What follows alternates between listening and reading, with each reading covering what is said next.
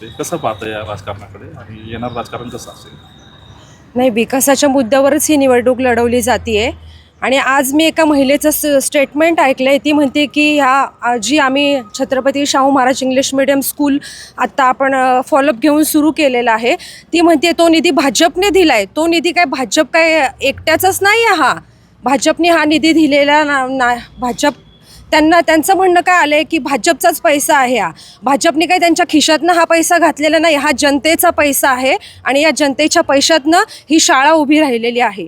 आणि रेखासारख्या फिल्म स्टारनी 5 कोटीचा निधी या शाळेसाठी आपल्याला दिला आहे.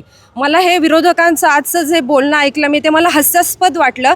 मेन जो विरोधक माझ्या विरुद्ध आहे त्यांना बोलायचं हेच नाही आहे. त्यांना मला हे पटलेलंच नाही आहे त्यांचं बोलणं. आणि त्यांचे सासरे आहेत आत्ता, त्या म्हणतात आम्ही पक्षाचं काम केलं भाजपचं. त्यांनी काय केलं कासरवाडीसाठी हे त्यांनी मला सांगून द्यावं. आता आम्ही हे राजकारण आम्ही कधीच करत नाही आहे. आम्ही नेहमी समाजकारणच आमच्या घराणी केलेलं आहे आणि पुढेही आम्ही समाजकारणच करून काम करणार आहोत. आणि कासरवाडीमध्ये आत्ता तुम्ही सर्वांनी पाहतच आहात, राजाराम लांडे क्रीडा संकुल आपण उभं केलं आहे. राजमाता जिजाऊंचा पुतळा आपण आत्ता काम चालू आहे त्याचं.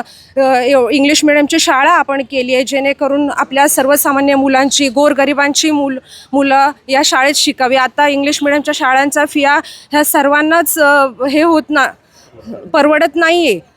त्यासाठी आपण हा शाळेचा प्रोजेक्ट आणलेला आहे आणि विकासाच्या मुद्द्यावरच ही निवडणूक लढवली जाणार आहे. आणि पुढे पण आता हा महिला OBC वॉर्ड झाल्यामुळे मला ही संधी मिळते आहे.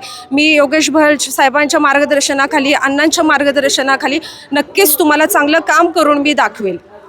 ताई, प्रभागामध्ये आपण प्रचारादरम्यान भेटीगाठी घेतात, कसा प्रतिसाद मिळत आहे आपल्याला? नाही, आम्हाला प्रतिसाद खूप छान आहे कारण की ही निवडणूकच मेन विकासाच्या मुद्द्यावर आहे. त्यामुळे लोकांचा प्रतिसाद आम्हाला खूप चांगला आहे. नागरिकांना काय आव्हान करा? नागरिकांना माझं एवढंच आव्हान आहे, आम्ही केलेली विकास कामे पाहूनच तुम्ही आम्हाला मतदान करा.